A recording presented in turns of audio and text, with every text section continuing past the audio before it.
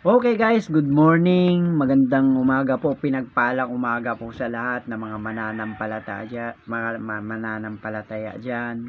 Saan man tayo sa buong Pilipinas, sa buong mundo.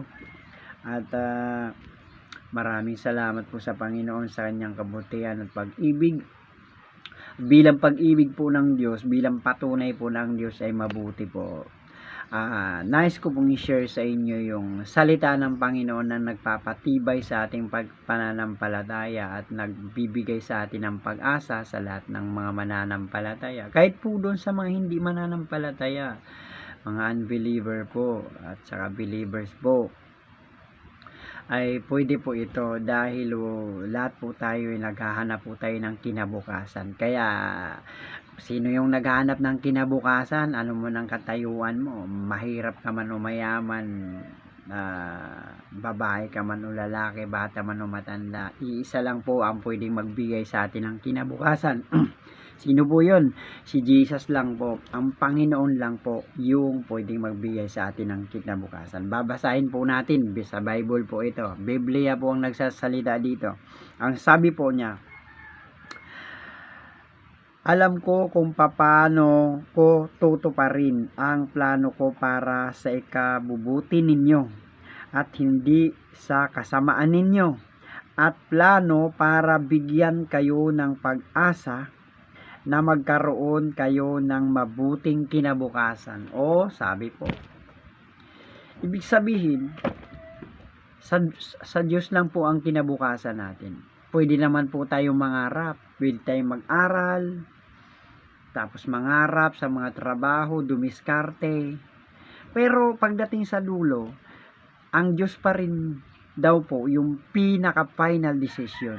Kasi siya po yung nagtakda eh. Bakit po? Siya po yung may lalang sa atin eh. Nilikha po niya ang taong kawangis niya, kalarawan niya. At alam po ng Diyos kung ano ang nakakabuti sa tao. Alam po ng Diyos yung simula. Alam din po ng Diyos yung hinaharap.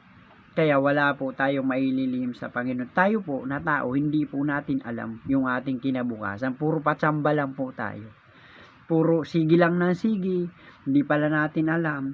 Nakaharap na pala tayo sa kapahamakan. Pero ang Lord ay alam po niya yung ating kinabukasan. Sabi ng Jeremiah 29:11, batid daw po niya ang kinabukasan mo.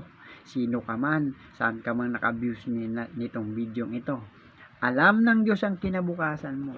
At dahil mahal ka ng Diyos, ay hawak niya ang kinabukasan mo.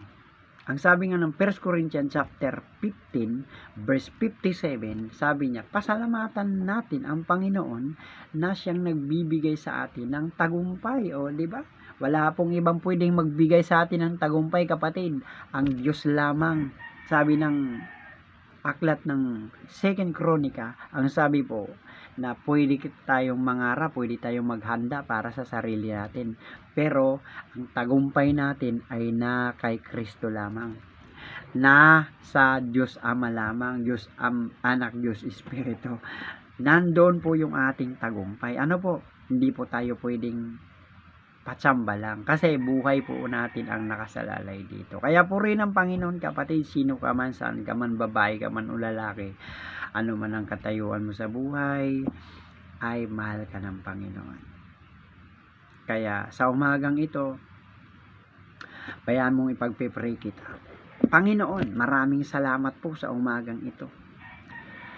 Dalangin ko po sa mga panood nitong bidyong ito. Lord, itouch nyo po ang kanilang mga puso at kilalanin po nila kayo na ikaw lang ang Diyos ng kalangitan at Diyos na walang kapantay na pwedeng magbigay sa amin ng kinabukasan. Na walang ibang pwedeng magbigay sa amin ng aming pangangailangan kung hindi ikaw lang. Loobin nyo po, nakikilalanin po kayo ng lahat ng mga nakaka-views nitong bidyong ito. Maraming salamat po. Dineklara ko din po ang pag-iingat sa bawat nanonood nitong video ito.